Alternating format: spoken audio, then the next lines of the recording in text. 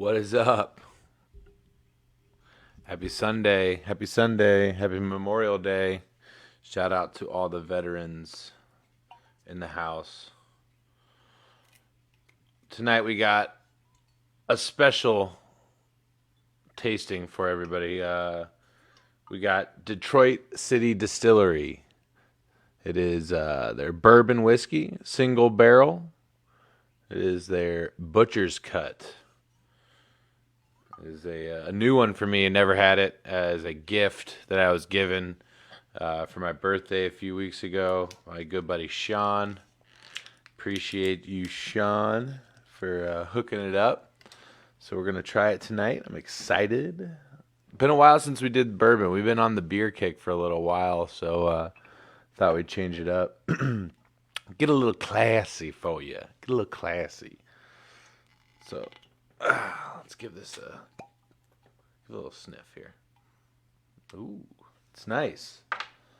I'm mostly like a Bullet and Woodford guy when it comes to my bourbons, but Detroit City, giving it a shot. We'll give them a shout out when we share the video later. See if we can. I'm always accepting sponsors, by the way. So Detroit City. Earlier we did some Kirkland margarita mix. Anybody that is willing to sponsor the show, we'll have you. I swear to God, we will. Well, thanks for joining us tonight, everybody.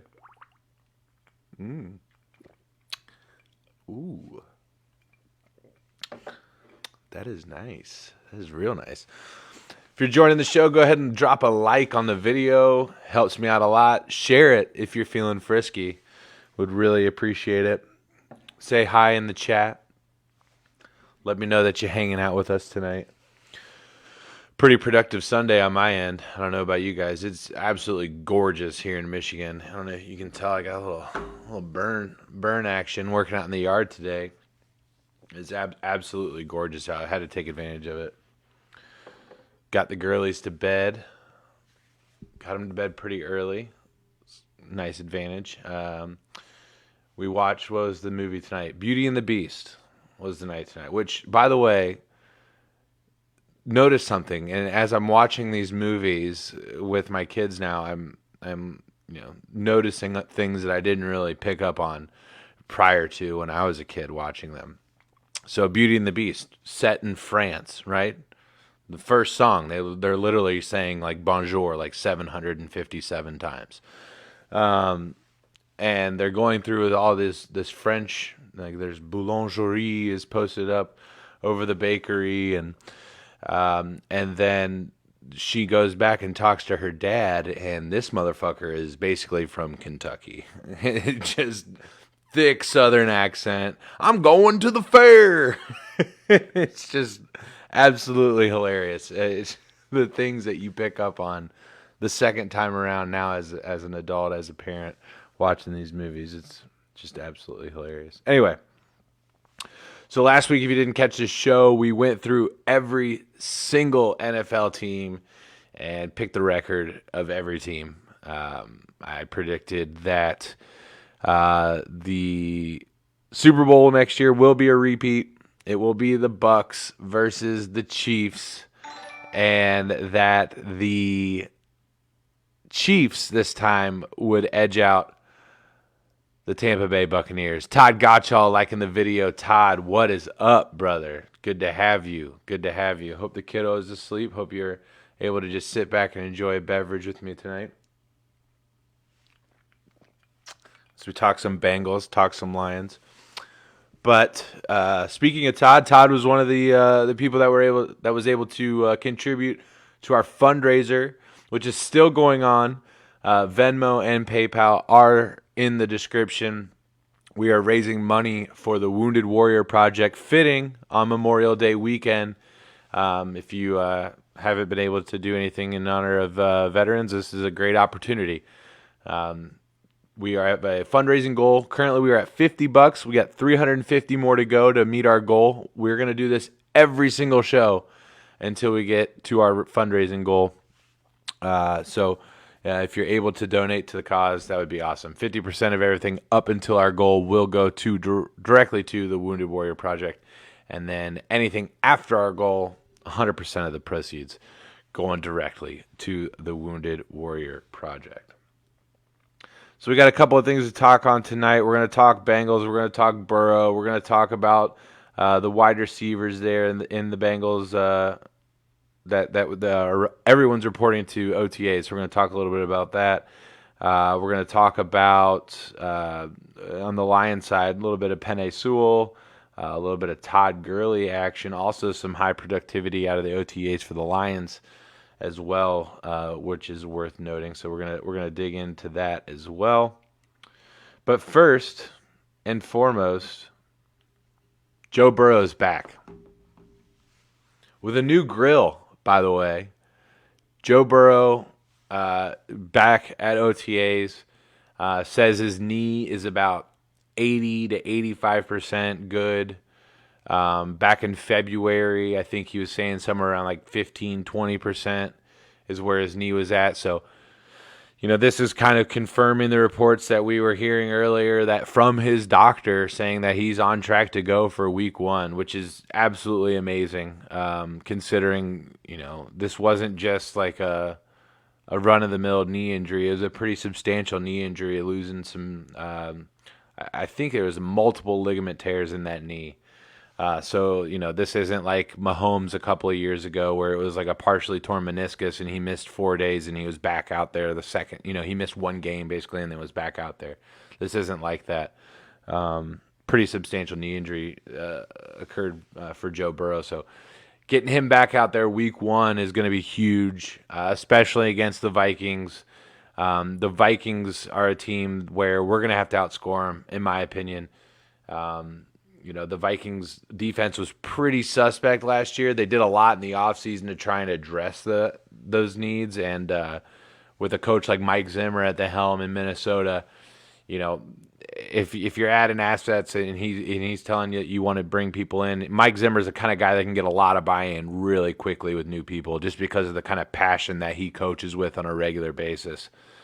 So I feel like that is going to be a substantial boost for the Vikings defense. Now that said, that offense is huge. You know what I mean? And Travis commenting right now, Kirk Cousins is trash. I'm with you. I'm with you. Believe me, I'm with you. Kirk Cousins is anything but elite, right?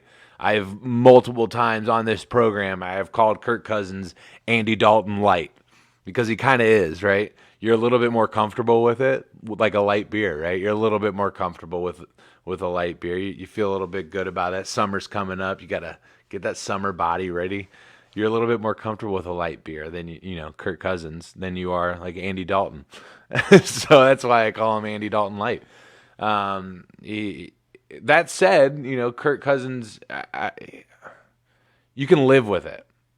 You know what I mean?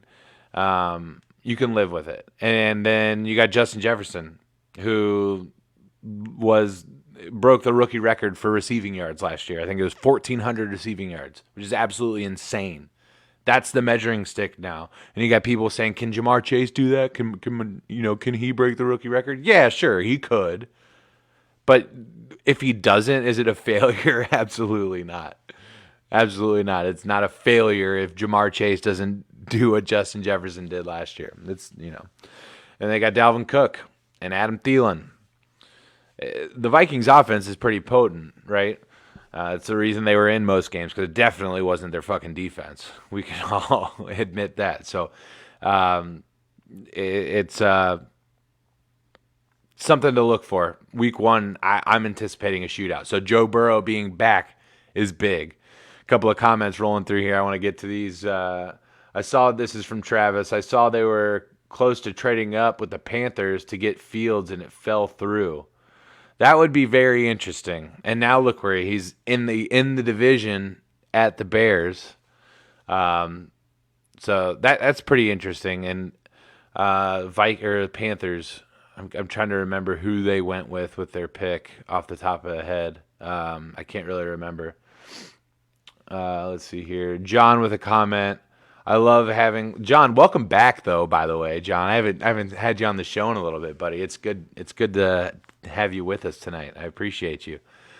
John commenting, I love having lots of Kirk Cousins stocks in the NFC North. Let's keep it going. Yeah, lots of Kirk Cousins. I think he's making a comparison there to Andy Dalton. Let's get some more Kirk Cousins esque kind of players in the NFC North. And if you're a Lions fan, absolutely.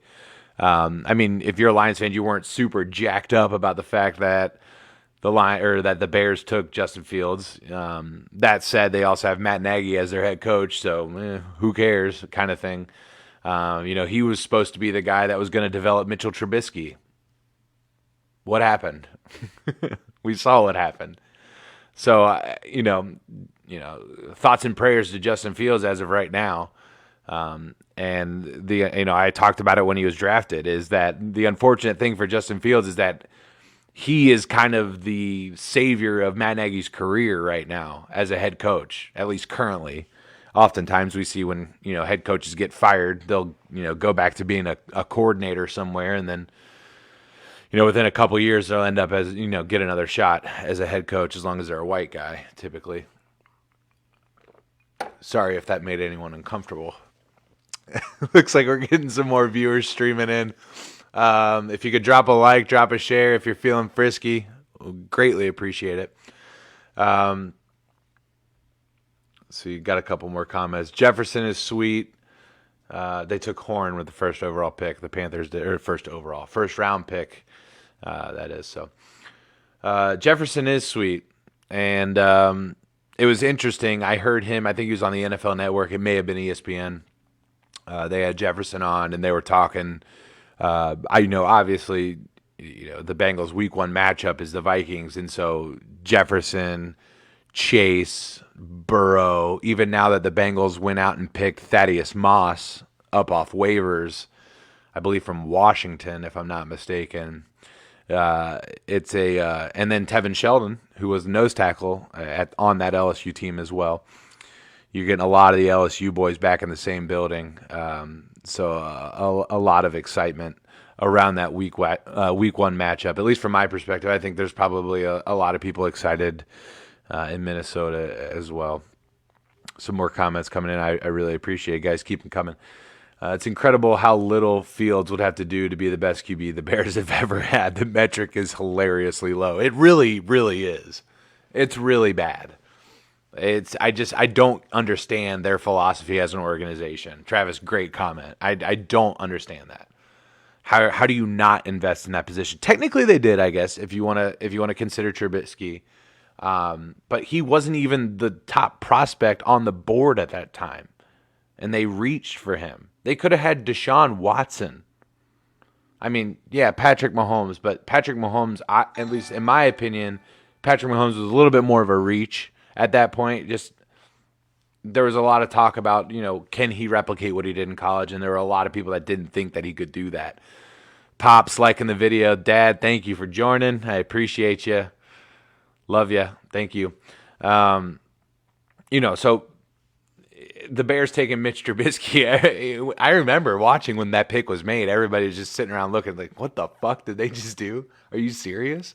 Well, and then you kind of go into your head and you start second guessing yourself. Like, do they know more than us? Like, I mean, obviously they're in the NFL. I'm not. I'm just a casual fan, right? And then we saw, there's some flashes from Trubisky, but John with a comment, Fields, don't get me fired. No pressure, dog. Yeah, that's exactly what Matt Nagy's going to probably do at one point. It's like, all right, we're going to, start the season. Let's give them the benefit of the doubt and say they start 1-4 or something, and then Fields is in week 5. It's not even, you know what I mean? It's like, please just start winning games. I'd like to keep my job. I'd like to be one of 32 people that get to call themselves a head coach in the NFL. And that's a shame because I had always advocated for the Niners taking Justin Fields and then sitting him for a full year behind Jimmy Garoppolo and giving him an entire year to just sit and wait. You guys, a lot of people don't remember Carson Palmer was the number 1 overall pick and sat for a year. So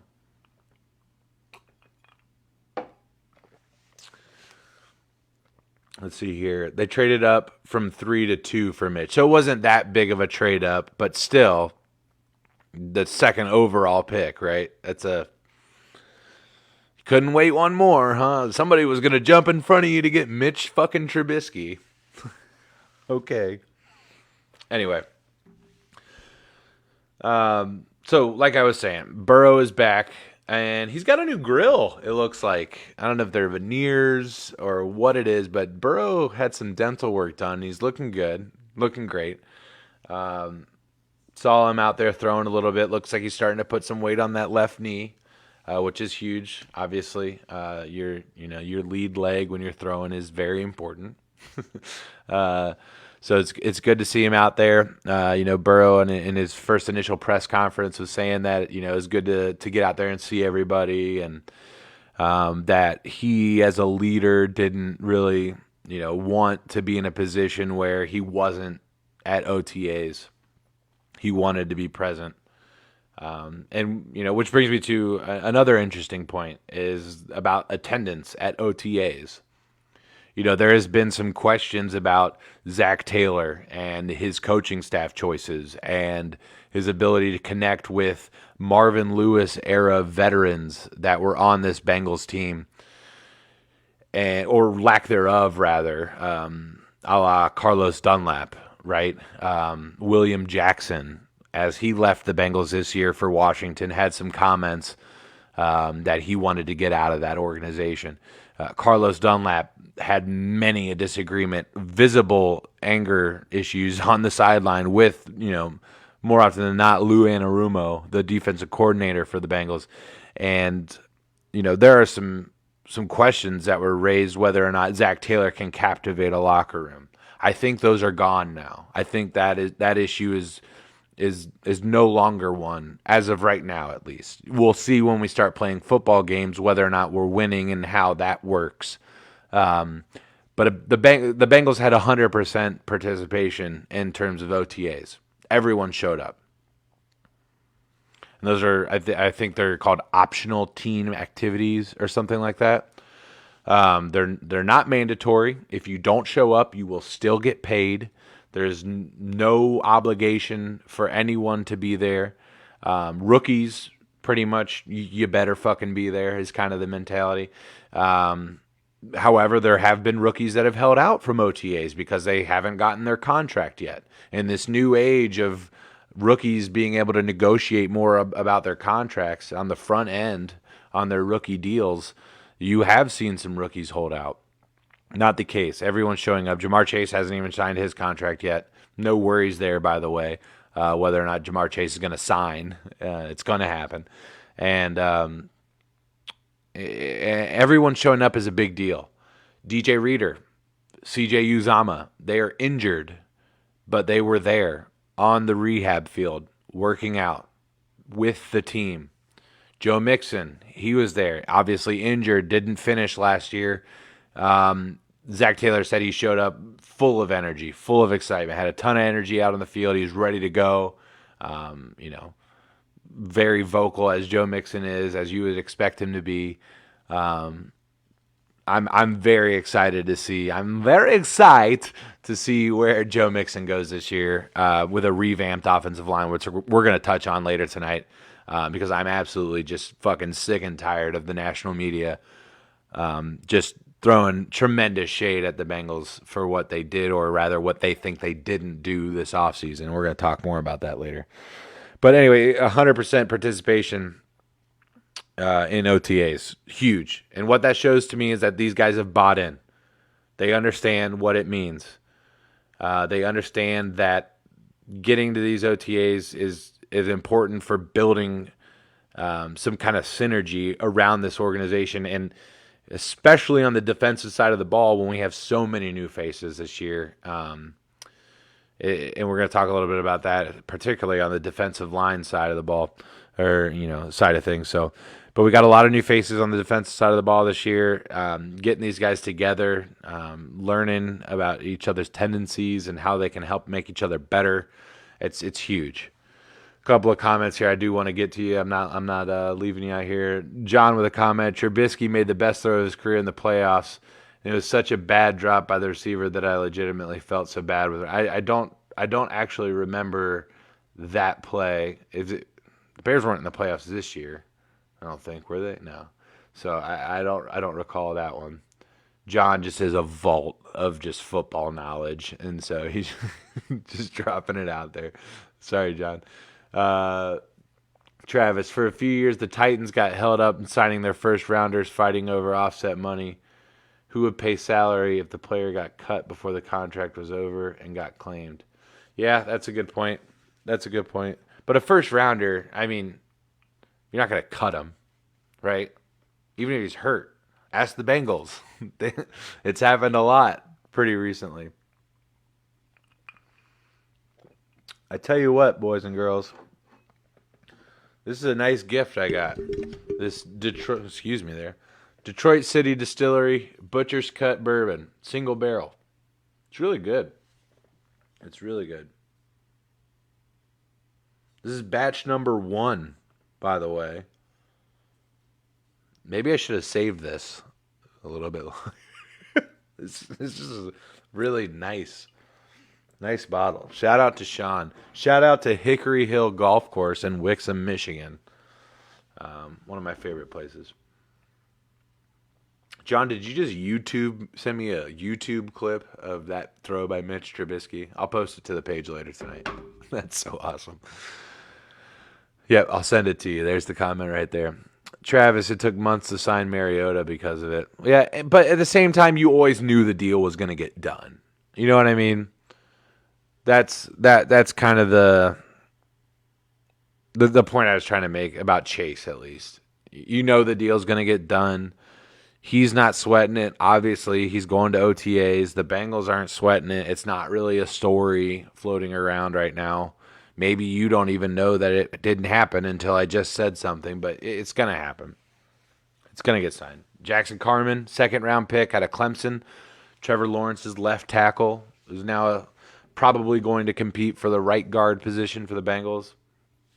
He signed. So, the Bengals aren't the only people that had really good OTA participation, by the way. The Detroit Lions damn near had everybody present. I think I'm looking up the numbers right now, but I believe 80 out of 90. I think one of the players is hurt. So it was like 89 players, really. 80 out of the 90 guys on the roster, or at least, that are current Detroit Lions players, showed up. That's pretty big too, right? First year head coach. Maybe some guys trying to fight that are on the border of that like second string, first string kind of thing. Maybe they're trying to impress the new regime. But I think that's got to say something. Dan Campbell, when he first came out and he gave that speech about biting knees off and shit like that, it kind of weirded a lot of people out. But at the same time, like, that's a pretty fired up individual as your head coach. You know what I mean? I'd want him to give me a pregame speech. He might be a lunatic, but that's okay. Lunatics are sometimes really effective in a war zone. You know what I mean? And that's how, with this, being Memorial Day weekend, I don't want to try and paint a picture that football is a war, because it's absolutely not. But, you kind of get that mentality of that you're going into battle, and Dan Campbell kind of gives off that vibe for sure. But that's big news.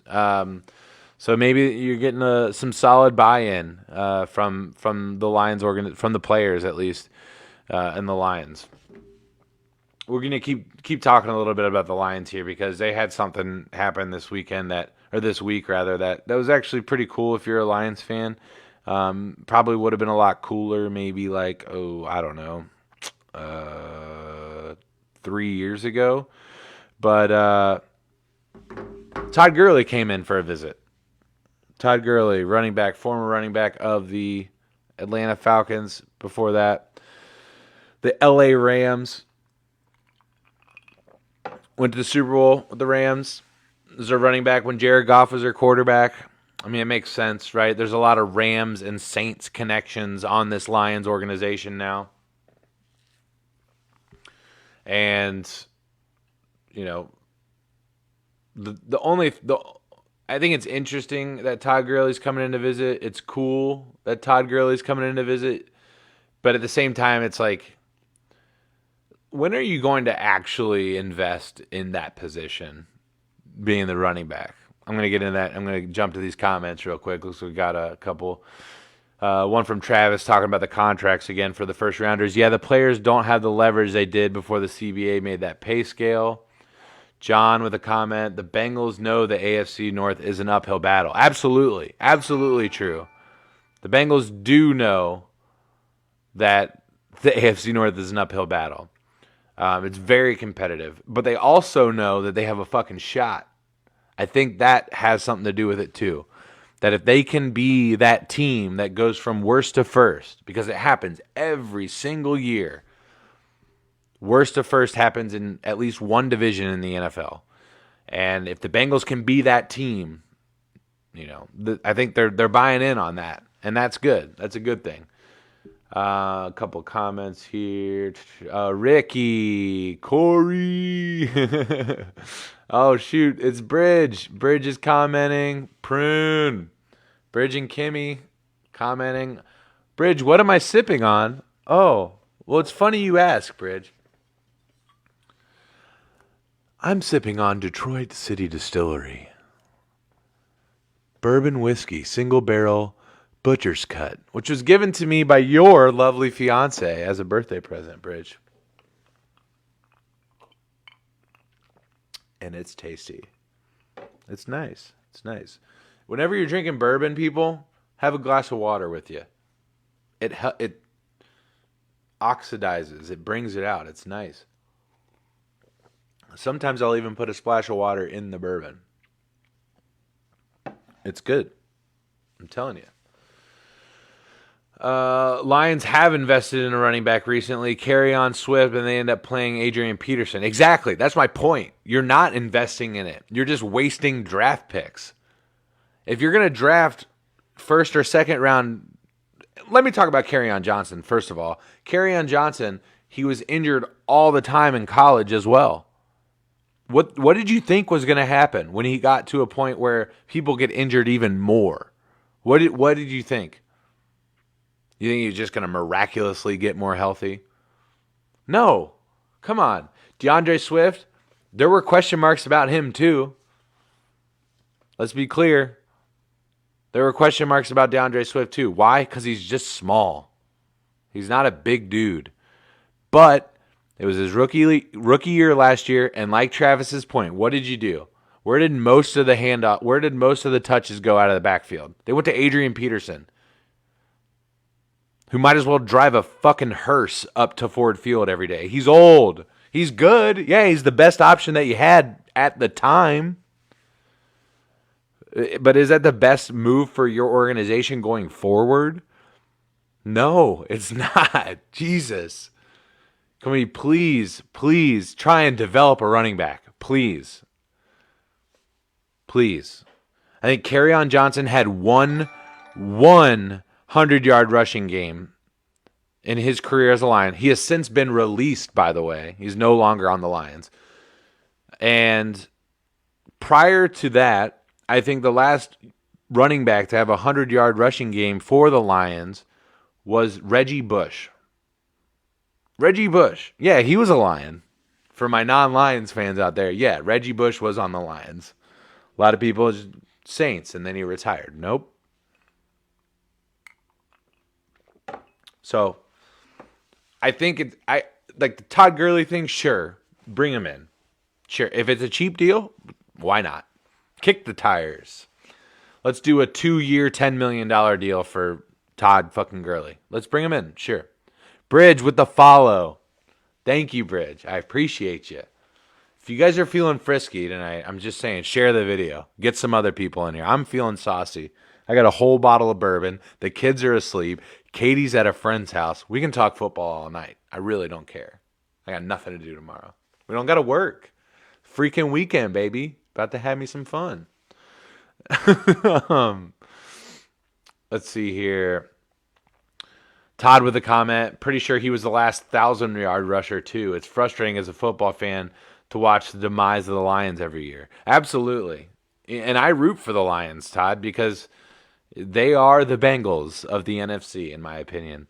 There isn't a team that could be closer to us. Maybe the Vikings, other than the fact that the Vikings win playoff games too. But the Lions and the Bengals are, in parallel universes, just running down the same track, it almost seems. Todd Gurley or Kerryon Johnson, who has worse knees? Ooh. I would say Kerryon Johnson, probably. Because Todd Gurley is at least productive. At least at one point was extremely productive, right?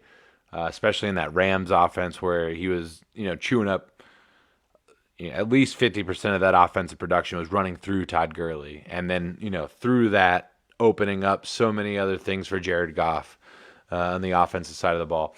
So I would say Kerryon probably has worse knees, unfortunately for him. Way it is. But so let's look at the running back room for the Detroit Lions. You get you get DeAndre Swift, Adrian Peterson, who I think is still on the fucking roster, if I'm not mistaken. And then you get Todd Gurley. So where is the investment into the future currently? Is it DeAndre Swift? Is that going to be your bellwether back, the guy that you're pounding consistently with?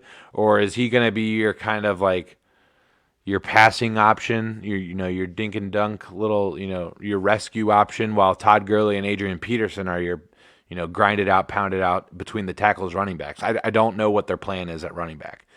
But here's the other thing. I don't know what the Lions' plan is at running back or what it has been for the last decade.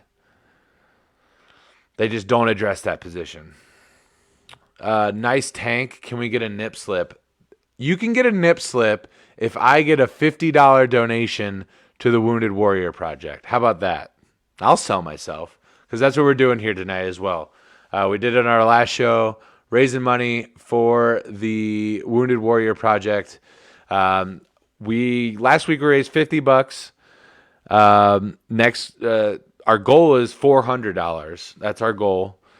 And 50% of the proceeds up to $400 goes directly to the Wounded Warrior. After that $400, everything goes to the Wounded Warrior. So if I can get a $50 donation, you'll get a nip slip, you pervert.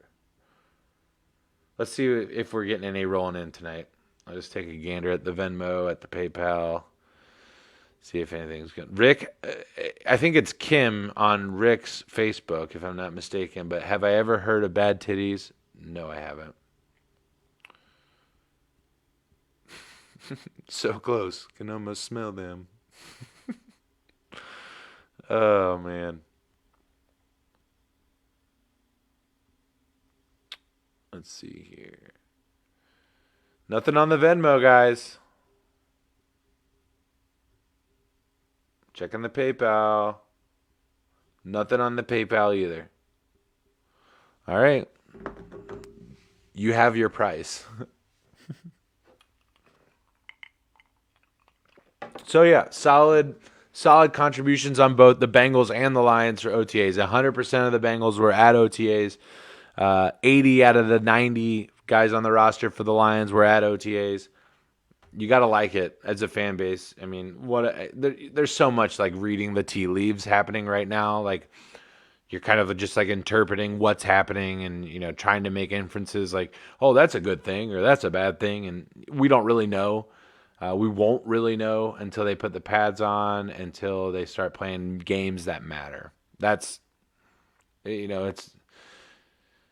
it's a lot of fun to speculate right now, but we'll really find out when we get into it. So we'll kind of keep on the Lions train here, and then I got a few Bengals topics that I definitely want to talk about to wrap up the night. But I saw a list on ESPN. First of all, before I get into this, did you guys see the post I put up the other day on the page?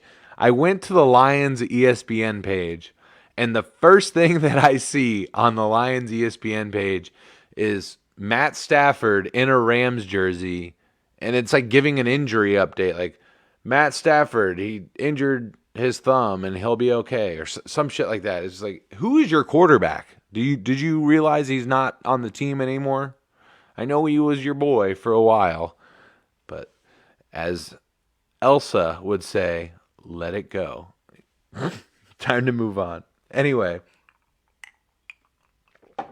saw a list on, I think it was ESPN, that said Penei Sewell was a top 32 tackle in the NFL.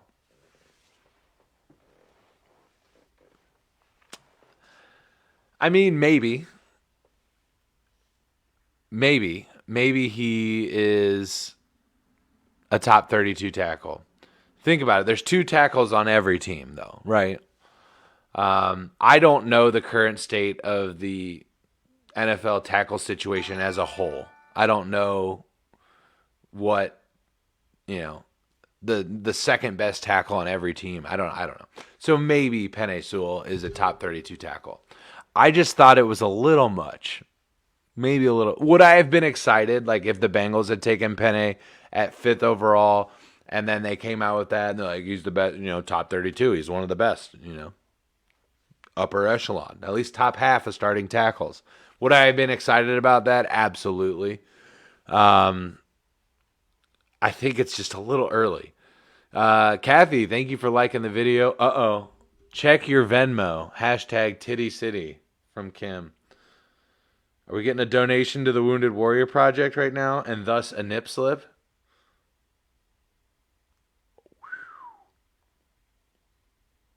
Oh, wow, wow, wee, wah.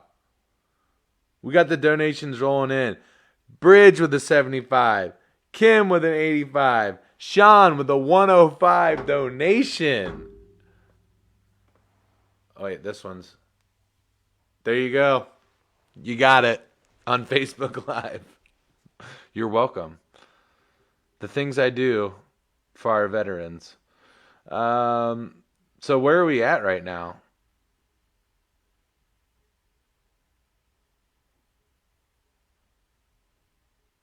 Oh, I'm sorry. No, these. No. I didn't mean to give you a heart attack. I was reading those donations as incorrect. Bridge with a 25, Kim with a 10, and Sean with a 20. All right, so you got 30. You got 55. All right, just making sure I didn't do that. Show you the left nip and you'll donate 50. I need the money first, Steven. I need the money first. Come on. We're at 105 right now, ladies and gentlemen. 105. The goal is 400. Obviously, I'll post the screenshot of the donation. If you're joining in tonight, like the video and share the video as well. Let's get more people involved. It's Memorial Day weekend. We're raising money for the Wounded Warrior Project. It's awesome. And to my friends, Sean, looks like Sean's watching. Sean, the Butcher's Cut is fantastic. Your hands are occupied, Steven. What are you doing? What are you doing, buddy? How are you typing that? That's what I want to know. How are you entering that into the chat if your hands are occupied? I'm really curious. Lambo with the like. Appreciate you. I appreciate you. So, Penei Sewell, a top 32 tackle in the NFL already before he's played a snap of football. Sure, I guess. So you draw comparisons. Like, for instance, would you consider Jamar Chase a top 32 wide receiver in the NFL? That's, obviously, teams have multiple wide receivers. That's almost as tricky, right? Because you look at it, there are a lot of teams that have two really good wide receivers on them. You look at Seattle, Tyler Lockett, DK Metcalf. You look at the Browns, they have OBJ and Landry. You look at the Bengals, Tyler Boyd. You look at, let's see, let's get some other examples. Oh, you look at, Arizona, DeAndre Hopkins, AJ Green. So there's two bang bang right there, right? That's a tough one. Is Jamar Chase a top 32? I don't think so. Just because he hasn't even played. He hasn't even played a single snap. So I have a tough time listing any rookie that hasn't even played yet as best in their position yet, or like at least in the upper echelon, which I would consider like, because there are two tackles on every team, I would consider top 32 tackles to be an upper echelon position. Top 32 quarterbacks, that's not a big deal. There's only one quarterback per team. You could even make the argument that there are some backup quarterbacks on some teams that are better than current starting quarterbacks. I'm going to think of one.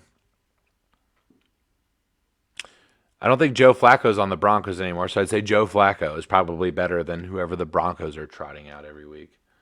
Uh-oh, we got a PayPal note. Steven Lambert. All right, you want the left one now? There you go, big dog. There you go. You earned it. So we're at $155. I got all this money sitting in the Venmo, sitting in the PayPal. I'm not moving it until we reach our goal of 400. We're at 155. That's still pretty fucking amazing, though, right? That's still pretty amazing. We're raising money for Wounded Warrior. It's absolutely awesome. I appreciate every single one of you for doing that. Sean with the follow.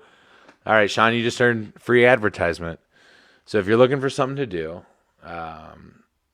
the weather's beautiful out right now. If you're in greater Detroit, Detroit-ish, as we call it, head to Hickory Hill Golf Course. It's 9 holes. It's an economic course. You can get out there. It's short yardage, but plays long. Why? Because Sean and his family have designed this course to challenge you. I'm telling you, you line up on the second tee, you're thinking, I can take this driver easily. I can drive this green. It's not a problem. Oh, really? Did you notice that tree sitting right off the left side of the tee box? That's going to just grab every single ball that you're trying to play your slice on. Hickory Hill Golf Course in Wixom, Michigan. It's my home course. I play there every Friday. Get out there. Cause a couple divots. Get some birdies. Hit some bombs. Drink some beers. No, don't drink beers. It's strictly forbidden. It's strictly forbidden. Don't do it. My bad. Oh man, it's nice doing a show and we don't have to work the next day. It's really nice. Getting some viewers in. I appreciate you guys rolling in and joining the show. Drop a like, follow the page if you aren't already, and go ahead and share the video as well. It really helps us out. Love it. Enjoy that whiskey. Oh, I am. In fact, I'm nearing the end of this glass. Why don't I go ahead and top it off?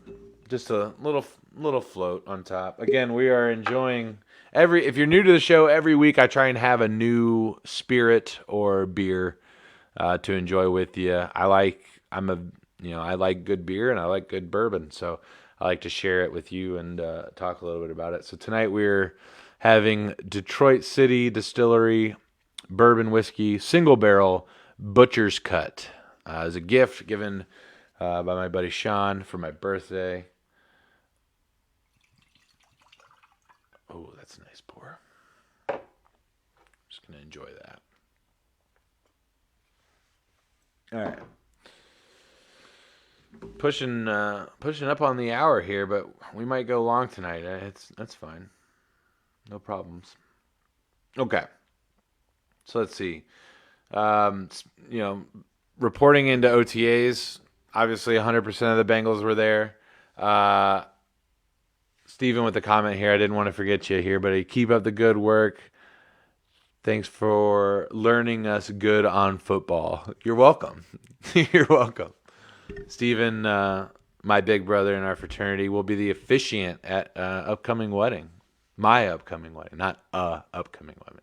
My upcoming wedding. Looking forward to that. So obviously with 100% reporting, T. Higgins. We drafted Jamar Chase, in the first round, number 5 overall. One guy that's kind of getting lost, not so much, is T. Higgins. I think I would almost argue that Tyler Boyd is almost kind of getting lost in the shuffle, and people forget that he's put up 1,000 yards for the last 2 or 3 years. He's a pretty good slot receiver.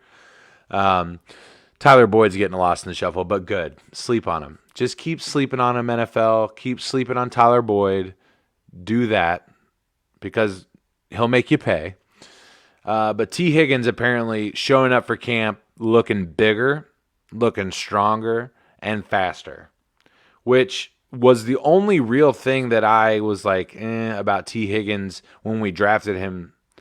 Was he's kind of small, but homie's putting on some weight.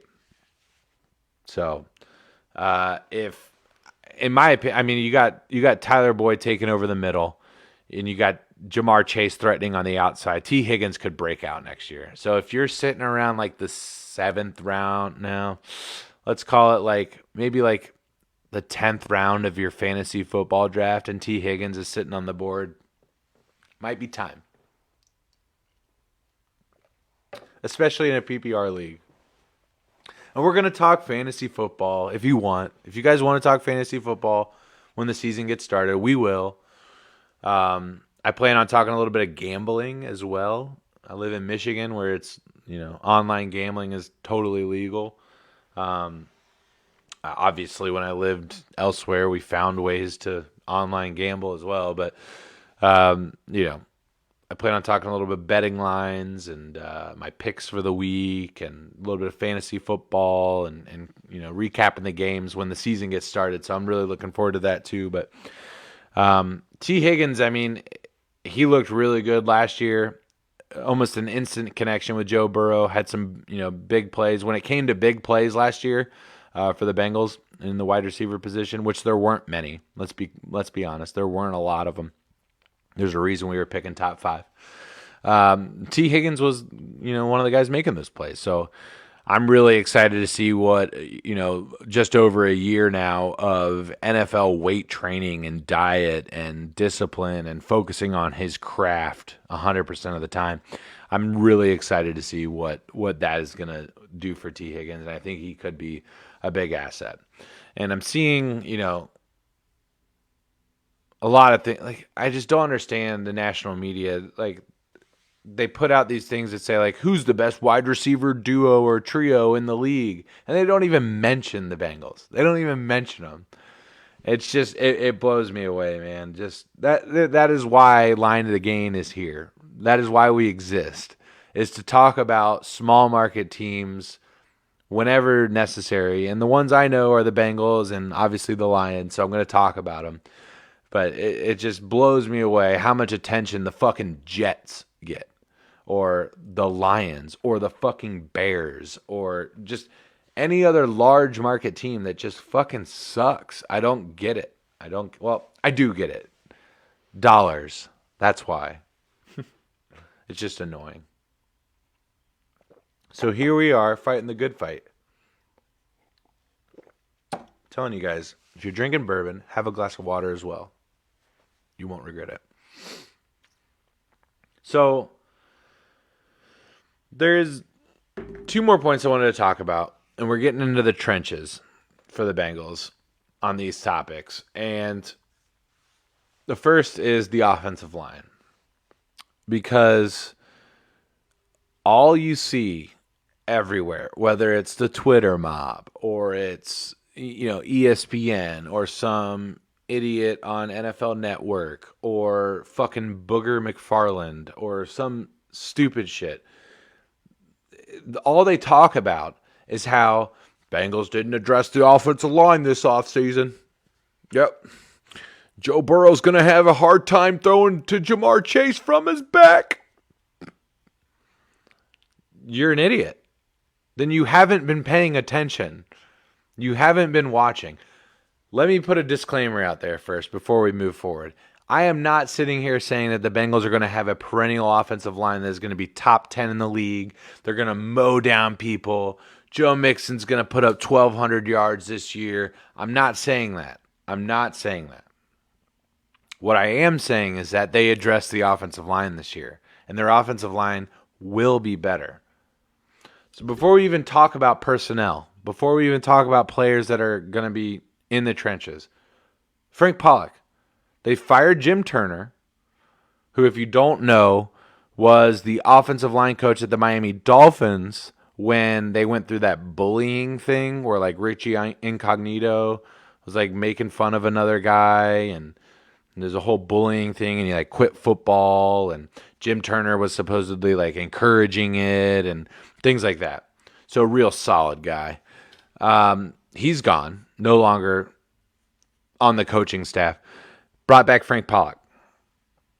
Very respected offensive line coach in the NFL. Frank Pollock is. Spent some time at Dallas. He was with the Bengals for a little bit. And now he's back. And there's a lot of buzz around the people that know the Bengals that Frank Pollock is going to have a big impact on this offensive line. Mostly for the fact that he's not teaching the same stupid shit that Jim Turner was teaching to these offensive line guys. Excuse me, the bourbon's coming up. He was not teaching the same things to these offensive line guys that Jim Turner was teaching. And you got to think over the last, 3 years, 4 years, how many offensive linemen have we drafted? There's been a lot, guys. There's been a lot of offensive linemen that we've drafted. And they're young. They're in their formidable years. They're learning how to play in the NFL. So the techniques that they're being taught are important. And even, Bengals great Willie Anderson has said multiple times that he's watched the tape on the Bengals offensive linemen and said, what are you doing? Like the things that you're being taught to do are just wrong. Willie Anderson, future Hall of Famer and has his own offensive line camp where prospects will come and learn from him. And so he knows what the fuck he's talking about. So having Frank Pollock back is going to be big. That's big. Okay, so there's the first part. We look at how many sacks Joe Burrow took last year. It was 32 before he was injured. So on pace to take a lot, right? Then we look at who was on the Bengals offensive line that is no longer going to be there.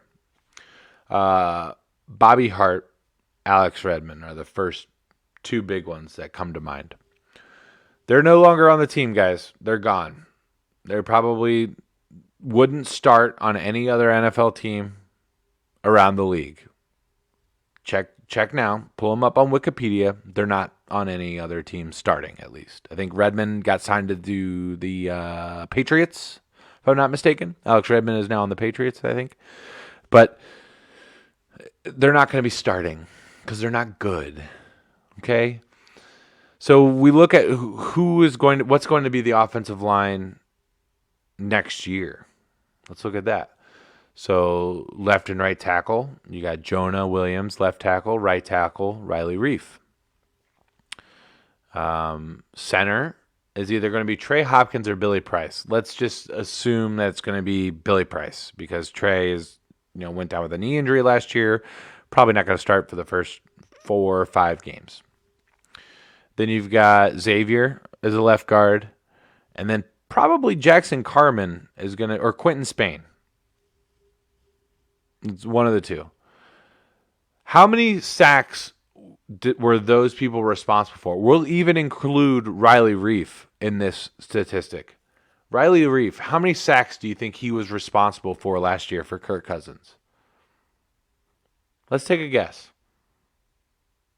I want to see numbers rolling through the chat right now. How many sacks do you think Riley Reiff was responsible for? Meaning he failed on a block and his guy sacked the quarterback. I'm going to sit back and sip some bourbon and see these numbers. It was one. It was one. One sack. That's it. Dad with a guess of 0. Yeah, one fucking sack. He gave up one sack last year, guys. Okay?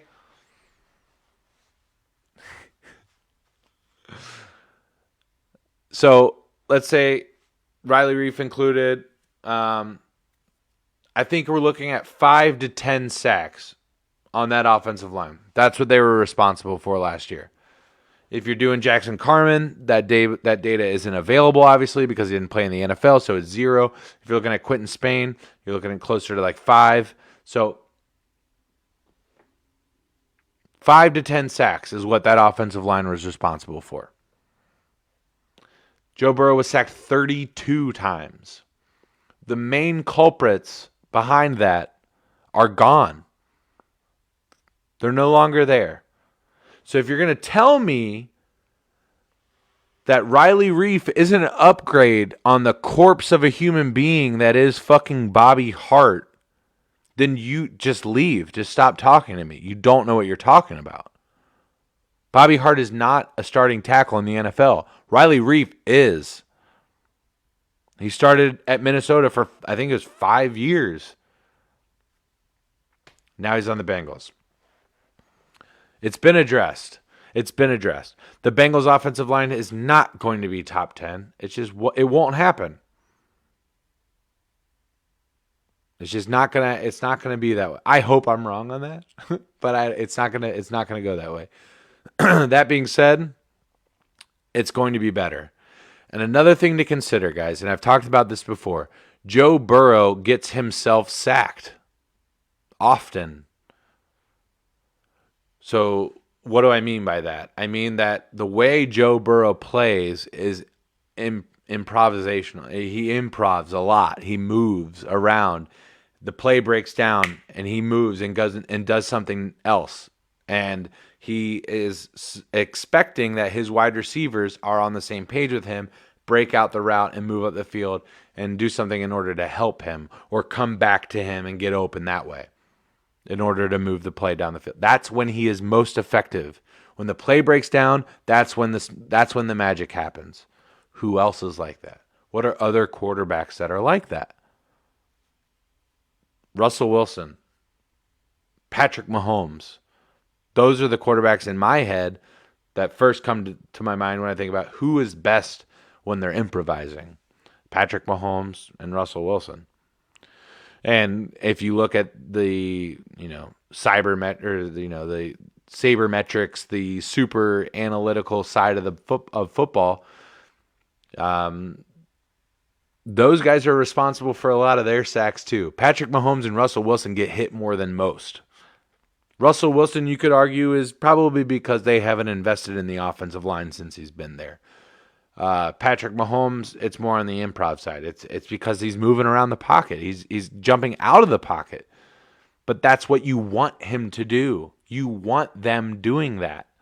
You want them getting out and making things happen because that's where they are best.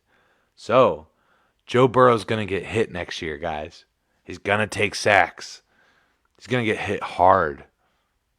Because quarterbacks get hit hard. That's what happens. That's football. That's what you want them doing. I said it, a couple of months after it happened, after I had time to process it, but I don't necessarily think that Joe Burrow got hurt because the offensive line was bad. He got hurt because he got hurt, and that happens. Joe Burrow is going to get hit next year. The offensive line is better than it was last year, and that should scare the fuck out of a lot of people in the AFC North. If you want to tell me that Joe Burrow gets one more second in the pocket, give him one more second. Watch out. Watch out. So I want to talk, that's one thing that a lot of people have been talking about, right? How bad the Bengals offensive line is going to be. That's one thing that a lot of people have been talking about. You know what a lot of people haven't been talking about is our defensive line. No one's been talking about our defensive line. And I don't get it. Probably one of the most unsung heroes of the free agency is Ogunjobi from the Browns. Let's just take a look at our starting offensive line, okay? You've got Sam Hubbard on one side. You've got Trey Hendrickson on the other. And then DJ Reader and Ogunjobi in the middle. That's a mean defensive line, guys. I'm sorry. Sam Hubbard maybe not so much on the pass rush side, more on the run-stopping side. But, man, that is a mean defensive line. I'm just saying that no one's talking about it. We haven't really had a formidable defensive line for probably like 7 years, back when like Carlos was really humming and Gino was doing his thing. And then to back it up, you've got Asai from Texas as an edge rusher. So in my mind, our third round pick, I think it's Asai, I think is how you say his last name. I'm not 100% on that. Joseph Asai, I think is his name. So when we go into a nickel set, what's going to happen is more than likely DJ Reader's going to come out. Sam Hubbard's going to slide into the tackle slot, and they're going to put Osai on the outside. And Sam Hubbard's going to rush the middle. You're going to have Trey Hendrickson, and you're going to have Osai rushing on the outside. That's scary, man. That is a good defensive line. I'm super excited to watch him play. I can't wait. I cannot wait. Comment from Rally Towel Sports. I'm excited to see Sam Hubbard and Hendrickson work together. I think having Hendrickson makes Hubbard better in the coming years. I agree. And the thing that is really big about Sam Hubbard is he's a really good run defender. He's really good at stopping the run. He needs some work on the pass rush. So when it's a pass rushing down, you've got one of the league leaders in sacks last year, Trey Hendrickson, lining up on one side, who had like 13 sacks or something last year, something stupid. And that's going to give Sam Hubbard a little bit more play because they're going to be drawn to that. Exactly what they're saying. Shout out to Rally Towel Sports, by the way, guys. If you don't already, you see him in the chat, click on the link, follow him. My good buddies, we've known each other since we were like literally 7 years old. Todd and Bobby, they run Rally Towel Sports. It's a baseball podcast. They had an awesome show the other night where they were talking about their top 5 favorite baseball players, not best baseball players. Let me put that disclaimer out there. I got you, Todd. I got you. It's top 5 favorite baseball players. It's an awesome podcast. Go check it out. Expect more to come with Rally Towel Sports. I hope to collaborate with these guys more, some kind of fusion thing. I don't know. We'll see. But great dudes, great show. They know a lot about baseball, way more than me. So definitely go check them out. It was a really good time jumping in the chat and engaging with them. So, but back to the defensive line thing. I mean, DJ Reader, we didn't get to see him last year, really. I mean, he got hurt really early. And I'm just really excited to see this defensive line. Nobody's talking about it. Even, almost on the inside, it's like I'm not hearing anything from all the Bengals guys that I follow on Twitter talking about this defensive line. And maybe that means I'm stupid or I don't know what I'm talking about, but I'm really, really excited to see this pass rush, specifically the pass rush, because the Bengals are just drafting athletes and signing athletes. In free agency and in the draft, the only thing that they're doing is getting guys that can fucking ball. That's all they're doing. Trey Hendrickson is not like a big, like muscular dude. he fucking balls. He just hustles and moves and goes after the ball. There's a football coach that we used to have, just play like you're on fire. That's what Trey Hendrickson does. He plays like he's on fire. He has nothing to lose, and he just goes and goes and goes and gets after it. So, super excited about that. We're gonna do one more check on the donation tab. You guys were awesome tonight. Hell of a job. Like I said, we're gonna keep raising money until we hit our goal. I'm not gonna stop until we hit 400. So where we're at right now, we got 50 in the PayPal and the Venmo. We got 105. So we're sitting at 155 right now. All right, sweet. Hey, we tripled our money from last week. We had $50 last week. We're sitting at 155 right now. That's amazing. We are not going to stop until we hit our goal, and I cannot wait till we do it. That's all I got for tonight, guys. If you tuned in and you enjoyed the show, follow the page, drop a like, share the video if you could. Get that Line to Gain family out there. It's so much more fun when everybody's jumping in the chat like we had tonight. I really appreciate everybody joining in and tuning in. Everybody enjoy your day off tomorrow. Remember why you have the day off tomorrow. Stay safe, and we'll see you next week. Good night, everybody.